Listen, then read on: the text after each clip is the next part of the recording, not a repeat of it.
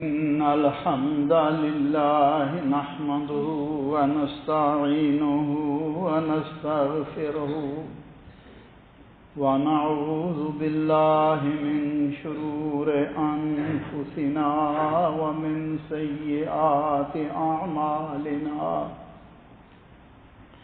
من يهده الله فلا مضل له ومن يضلله فلا هادي له وأشهد أن لا إله إلا الله وحده لا شريك له وأشهد أن محمدا عبده ورسوله اللهم صل على محمد وعلى آله وأصحابه وبارك وسلم تسليما كثيرا كثيرا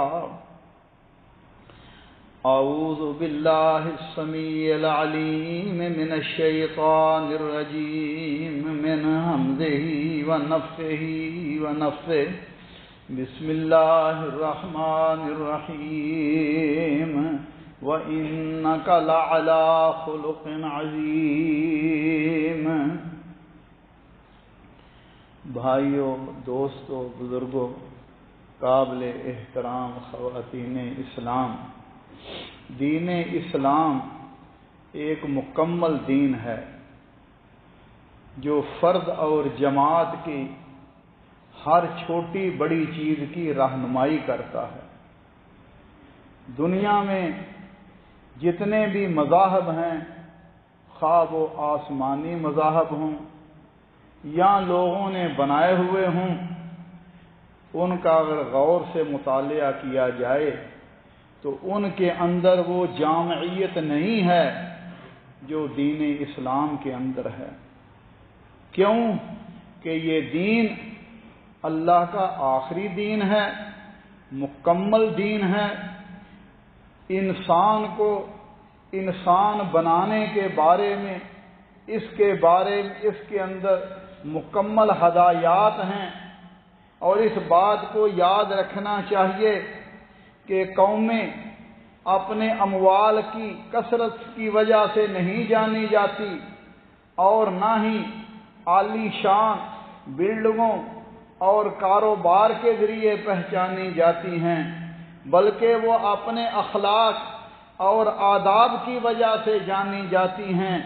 اس لیے کسی شاعر نے کہا تھا انما الامم الاخلاق ما بقیت فإنهم ذهبت اخلاقهم ذهبوا.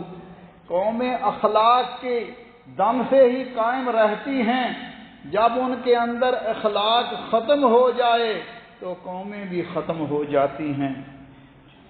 انسان کا رویہ، انسان کا سلوک، انسان کا لوگوں کے ساتھ تعامل اس کے دل کا آئینہ ہوتا ہے اور اس کے ذوق اور شعور کا ترجمان ہوتا ہے، اور جو اس کے دل میں چھپی ہوئی چیزیں ہوتی ہیں وہ انسان کے اعمال سے ظاہر ہوتی ہیں. اللہ مالک فرماتے ہیں، فرمایا واتقوا یوما ترجعون فیہ الی اللہ ثم توفی کل نفس ما کسبت وہم لا یظلمون. فرمایا اس دن سے ڈرو جس دن تم اپنے رب کی طرف لٹائے جاؤ گے اور ہر شخص کو اس کی کمائی کا پورا پورا بدلہ دیا جائے گا، کسی پر ذرہ برابر بھی ظلم نہیں ہوگا. اور میرے بھائیوں دوستو، اسلام کی حیرت انگیز خصوصیات میں یہ خصوصیت ہے کہ اس نے صرف انسانیت کے بڑے بڑے مسائل کی اصلاح نہیں کی، بلکہ انسان کی عادات، اس کے خفیہ روزمرہ رویوں کی بھی اصلاح کی ہے، اور انہیں نہایت خوبصورتی کے ساتھ سنوارا ہے کہ ایک مسلمان کی زندگی پوری کی پوری سراپا ادب بن گئی ہے. اس کی عبادتوں میں، مسلمان کے معاملات، اس کی گفتار، اس کے کھانے، اس کے سونے، حتیٰ کہ بیت الخلاء اور قضاء حاجت کے بھی آداب ہیں. یہ شمولیت صرف اور صرف اسلام کے اندر ہے. سیدنا سلمان فارسی رضی اللہ تعالیٰ عنہ کو ایک شخص نے کہا میں دیکھتا ہوں تمہارے صاحب یعنی نبی کریم صلی اللہ علیہ وسلم آپ کو ہر بات ہر چیز سکھلاتے ہیں، ہر بات سمجھاتے ہیں، حتیٰ کہ تم میں کوئی رفع حاجت کے لیے جائے اس کے بارے میں بھی آداب ہیں۔ سیدنا سلمان فارسی رضی اللہ تعالی عنہ فرماتے ہیں نحن عجل، ہاں بالکل ایسے ہے، اگر تم مذاق نہ اڑاؤ، بے شک وہ ہمیں سکھاتے ہیں کہ کیسے کوئی رفع حاجت کے لیے جائے، ہمیں منع کرتے ہیں کہ ہم میں کوئی قبلہ کی طرف منہ کر کے یا پیٹھ کر کے نہ بیٹھے، اور اس بات سے بھی منع کرتے ہیں کہ کوئی شخص اپنے دائیں ہاتھ سے استنجا نہ کرے، اس بات سے بھی کہ گوبر یا ہڈی سے استنجا نہ کرے، اور 3 پتھروں سے کم استنجا نہ کیا جائے۔ میرے بھائیو دوستو، یہ وہ دین کی شمولیت ہے جو آپ کو بیٹھنے کا سلیقہ بھی سکھلاتا ہے، بات کرنے کا ڈھنگ بھی بتلاتا ہے، اور آپ کو یہ بھی سکھلاتا ہے کہ کیسے آپ کو چھینک آئی، آپ نے کیا کرنا ہے، انگڑائی کیسے لینی ہے، اور یہ انتہائی معمولی حالات ہیں، اس میں بھی دوسروں کی تکلیف سے بچنا ہے۔ یہ جامعیت، اس سے بڑی جامعیت اور کیا ہو سکتی ہے؟ اس تربیت سے زیادہ بلید کون سی تربیت ہو سکتی ہے؟ میرے بھائیوں دوستو، اسلام میں ادب کوئی بناوٹی چیز نہیں ہے، دکھلاوے کی چیز نہیں ہے، بلکہ یہ ایسی پوشیدہ عبادت ہے جس میں انسانوں کے اخلاق، ان کے ظرف کا اندازہ ہوتا ہے، اور ہر شخص کی چھوٹی چھوٹی باتوں کا خیال رکھا جاتا ہے، اور یہ اس بات کی دلیل ہے کہ بندے کا دل زندہ ہے، اس کا نفس ہلکا پھلکا، طبیعت پاکیزہ ہے، اور وہ انسان ان چیزوں کی پرواہ نہیں کرتا، اپنے دل کی غفلت اور اپنی فطرت کے روکھے پن کو ظاہر نہیں کرتا۔ یہی وجہ ہے کہ شریعت نے روزمرہ کی عادات کو سنوارنے اور ہمارے رویوں کو بہتر بنانے کے لیے بہت ساری تعلیمات دی ہیں۔ انہی آداب میں آپ ذرا غور فرمائیے۔ ایک ادب چھینک کا ادب ہے۔ سیدنا ابو ہریرہ رضی اللہ تعالی عنہ فرماتے ہیں نبی صلی اللہ علیہ وسلم نے فرمایا بے شک اللہ ذوالجلال چھینک کو پسند کرتا ہے اور جمائی کو ناپسند کرتا ہے، لہذا جب بھی تم میں کسی کو چھینک آئے تو وہ الحمدللہ کہے، اور فرمایا اور دوسرا جو اس کو سنتا ہے وہ اسے یرحمک اللہ کہے۔ غور کیجئے میرے بھائیو دوستو، اسلام نے چھینک کا کیسا ذکر کیا ہے، اس میں لوگوں کی باہمی ہمدردی اور تعلق اور رحمت کو مرتب کیا ہے۔ چھینک جس کو آئی ہے وہ کہتا ہے الحمدللہ،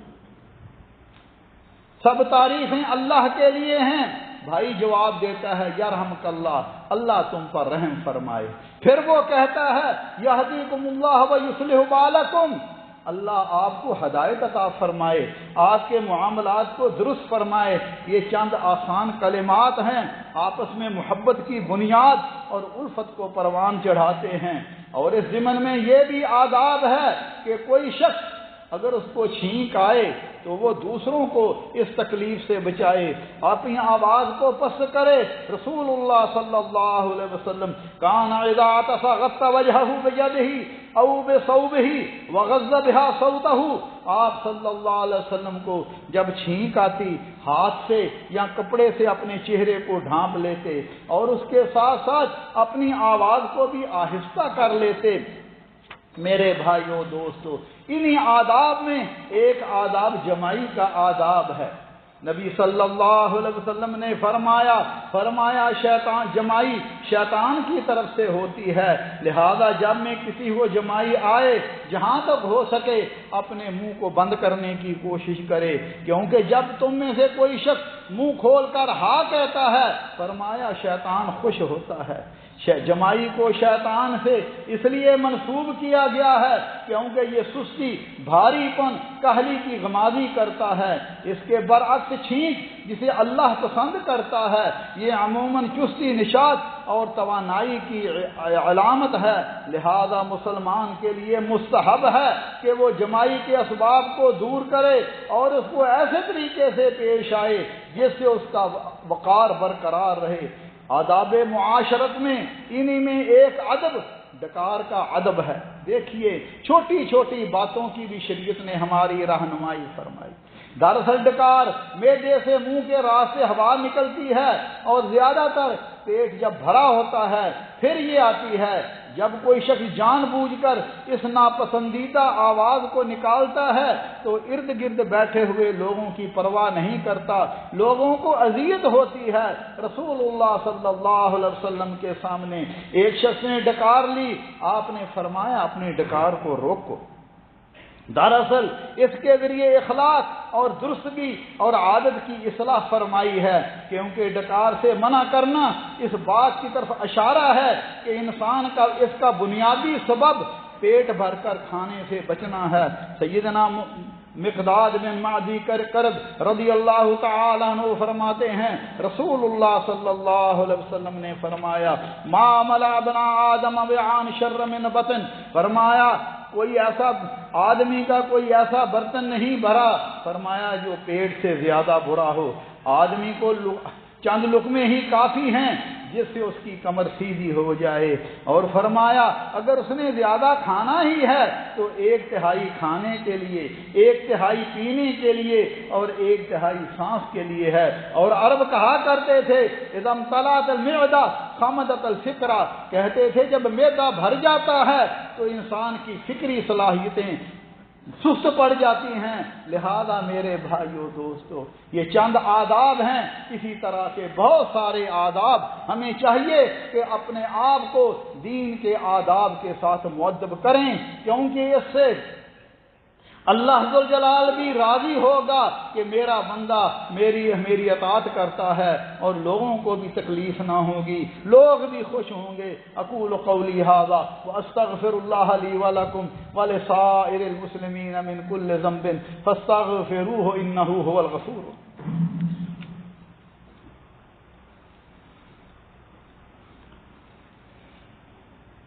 الحمد للہ وسلام علی عبادہ الذین اصطفى، اشہد ان لا الہ الا اللہ وحدہ لا شریک لہ واشہد ان محمدا عبدہ ورسولہ صلوات اللہ ربی وسلام علیہ۔ میرے بھائیو دوستو، اسلام نے جب عام حالات میں ان رویوں آداب کی تربیت کی ہے تو اللہ کے گھروں اور اللہ کی مساجد کا خیال رکھنا بہت ہی زیادہ ضروری ہے۔ بھائیو یہ مسجدیں اللہ کے گھر ہیں۔ رسول اللہ صلی اللہ علیہ وسلم نے فرمایا احب البلاد مساجدها وابغض البلاد اسواقها، فرمایا اللہ کو زمین پر سب سے خوبصورت، سب سے پسندیدہ ٹکڑے مسجدیں ہیں جہاں اللہ کا ذکر کیا جاتا ہے، جہاں نمازیں پڑھی جاتی ہیں، یہاں قرآن کی تلاوت ہوتی ہے۔ اور فرمایا بری جگہ فرمایا منڈیاں اور بازار ہیں جہاں انسان اللہ کی بعض اوقات نافرمانی بھی کرتا ہے، اللہ کی یاد سے غافل بھی ہو جاتا ہے۔ لہذا مسجدوں کا تقدس اور احترام کرنا چاہیے۔ اور اللہ ذوالجلال ہمارے ہاں تو کہتے ہیں نا جی یہ مسجد کے حارس کی ڈیوٹی ہے، وہ صفائی کرے۔ ہمارا کام جس طرح بھی ہے، کوئی چیز گرانی ہے گر جائے، کوئی کام خراب ہوتا ہے ہو جائے، ہماری ڈیوٹی نہیں ہے۔ میرے بھائیوں دوستو یہاں تو حال یہ ہے کہ 2 نبیوں کو حکم دیا جا رہا ہے، سیدنا ابراہیم علیہ السلام کو اور اسماعیل علیہ السلام کو۔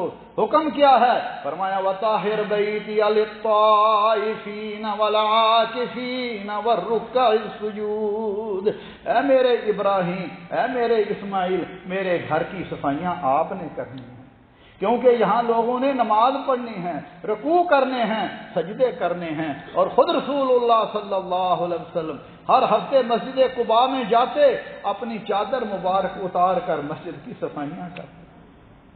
تو میرے بھائیوں، مسجد کا حق ہے، فرمایا فی بیوت اذن اللہ ان ترفع ویذکر فیہا اسمہ یسبح لہ فیہا بالغدو والآصال رجال لا تلہیہم تجارۃ ولا بیع عن ذکر اللہ واقام الصلاۃ وایتاء الزکاۃ یخافون یوما تتقلب فیہ القلوب والابصار۔ سورہ نور میں اللہ ذوالجلال نے بیان فرمایا یہ اللہ کے گھر ہیں، یہ اللہ کے گھر ہیں جن میں اللہ کا نام بلند کرنے، اللہ کی یاد کا حکم دیا ہے، وہاں صبح و شام اللہ کی تسبیح کرو۔ صحابی نے دیکھا اذان ہو گئی، بازار سے سب لوگ مسجد کی طرف چلے گئے، بازار خالی ہو گئے، اللہ کا گھر بھر گیا۔ ہماری تو حالت یہ ہے نا، بیٹھے رہتے ہیں، دوسری اذان بھی ہو جائے اس کے بعد پھر جانا۔ اللہ، یعنی اندازہ لگائیں کہ ہماری سستی کا یہ حال ہے کہ پورے ہفتے میں آدھا گھنٹہ بھی اللہ کی عبادت کے لیے ہمارے پاس ٹائم نہیں ہے۔ ہم کہتے ہیں جی آدھا خطبہ ہو جائے گا پھر مسجد میں جائیں گے، یہ مسجد کے ساتھ ہماری ہمدردی ہے، یہ مسجد میں ہمارا دل لگا ہوا ہے۔ حالانکہ نبی صلی اللہ علیہ وسلم نے فرمایا جن لوگوں کو اللہ ذوالجلال قیامت کے دن عرش کا سایہ نصیب فرمائے گا، رجل قلبہ معلق بالمساجد، وہ بندہ جس کا دل مسجد کے ساتھ لگا ہوا ہے، مسجد کے ساتھ محبت ہے، مسجد میں اسے سکون آتا ہے۔ ہمیں گھروں میں سکون آتا ہے جو چھوڑ کر ہم نے قبرستان چلے جانا۔ تو میرے بھائیوں دوستو، مسجد میں اکثر ایسی چیزیں نظر آتی ہیں، مثلا چھینکنا، جمائی لینا، ڈکارنا، بغیر پردے کے آواز کو نہ دھیمی کرنا۔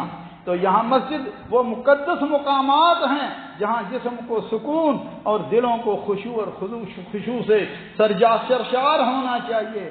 ہم گھروں کا تو خیال رکھتے ہیں لیکن مسجد کا رب کائنات کے گھر کی طرف سے غفلت برتتے ہیں، لہذا مسجد کے احترام کا تقاضا ہے کہ اسے ہر اس چیز سے بچایا جائے جو ناگواری کا باعث ہو، عبادت کے سکون اور تقدس کو متاثر کرنے والی بات ہو۔ رسول اللہ صلی اللہ علیہ وسلم نے تو یہاں تک فرما دیا، فرمایا الا ان کلکم مناج ربہ فلا یؤذن بعضکم بعضا ولا یرفع بعضکم علی بعض فی القراءۃ۔ فرمایا مسجد میں تم میں بیٹھا ہوا کوئی نفل پڑھ رہا ہے، اللہ ذوالجلال سے مناجات کر رہا ہے، لہذا تم میں کوئی شخص دوسرے کو تکلیف نہ پہنچائے، حتیٰ کہ فرمایا بلند آواز سے قرآن کریم کی قرأت نہ بھی کرے۔ اگر کوئی نفل نماز پڑھ رہا ہے تو اس کے پاس کوئی شخص بلند آواز سے قرآن کی بھی قرأت نہ کرے، کیونکہ اس کی نماز میں خلل آ جائے گا۔ سیدنا صاحب بن یزید فرماتے ہیں، اور یہاں ہمارا حال یہ ہے، مسجدوں میں بیٹھے اونچی اونچی آواز سے باتیں کر رہے ہیں، پتہ ہی نہیں۔ صاحب بن یزید فرماتے ہیں ایک دن میں مسجد میں کھڑا تھا، کسی شخص نے مجھے کینکری ماری، میں نے دیکھا تو وہ سیدنا عمر بن خطاب رضی اللہ تعالی عنہ تھے۔ انہوں نے فرمایا جاؤ ان کو میرے پاس لے کر آؤ۔ میں ان کے پاس حاضر ہوا، سیدنا عمر فاروق نے پوچھا تم کون ہو، کہاں سے آئے ہو؟ ہم نے کہا جی ہم طائف سے آئے ہیں۔ فرمانے لگے اگر تم مدینے کے باسی ہوتے میں تمہیں سزا دیتا کہ اللہ کے نبی کی مسجد میں اونچی آواز سے باتیں کر رہے ہو۔ یہ مسجد کا آداب ہے، لہذا مسجد کا ادب کرنا چاہیے۔ سچا مومن صرف اپنے بارے نہیں سوچتا بلکہ اپنے ارد گرد کا بھی خیال رکھتا ہے۔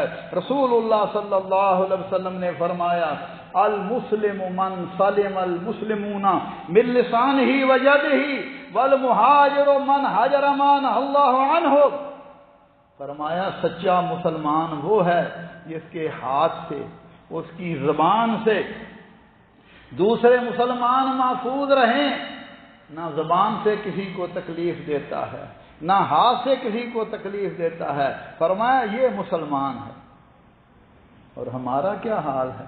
اللہ، کئی لوگ ایسے بھی ہیں جن کی عادت ہے دوسرے مسلمانوں کو تنگ کرنا، فراڈ کر کے، دھوکہ کر کے، کسی کو نقصان پہنچا کے، کسی کے ساتھ حسد کر کے، کسی کے ساتھ کینہ ہے، کسی کے ساتھ بغض ہے، کسی کے ساتھ کچھ ہے، کسی کے ساتھ کچھ ہے، لوگوں کو نقصان پہنچانا اور ڈسنا ان کا کام ہوتا ہے۔ انہوں نے کبھی نہیں سوچا کہ ہم نے آخر مر کر اللہ کے ہاں ان باتوں کا جواب دینا۔ وہ عدالت جہاں نہ کوئی سفارش ہے اور نہ ہی وہاں رشوت ہے، وہاں دیکھا جائے گا کہ دنیا میں تو کیا کرتا ہے۔ اور فرمایا مہاجر وہ ہے جو ان چیزوں کو چھوڑ دے جن کو اللہ نے منع کیا ہے، لہذا زبان اور ہاتھ سے کسی کو تکلیف دینا بھی منع ہے، حرکت سے اذیت دینا منع ہے جو نفرت اور ناگواری کا سبب ہو۔ لہذا ہر مسلمان کا یہ فرض ہے کہ خود اپنی بھی اصلاح کرے اور دوسروں کو بھی اچھے اخلاق کی اچھے طریقے سے، خوبصورت طریقے سے تبلیغ کرے۔ اللہ ذوالجلال ہمارے حال پر رحم فرمائے۔